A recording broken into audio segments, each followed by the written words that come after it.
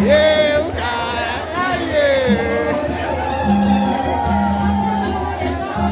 pamusoro ikanhaya asikana iwe pona imbogara pasi nditaura ndipei nguva yangu pamusoro ibaba uzvo sahwira anopiwa nguva yake nemusikana akararapa magina ndakamuziva ndichiri puna ndiri mwana mudiki ndichigara pama027 pasera nenyaya yangu yekuda umariro ndaiona mukadzi uyu achitamba umariro ndikati gugu ndozvida ukanadzimauridzi chokwadi da kutaura zvakaitika kuziva kwandikaita mumagina ndakamuziva nalusi mukombiwa amai mukombiwa uyoye ava ndoda kukutaurirai chokwadi chakaitika kuti tizive magina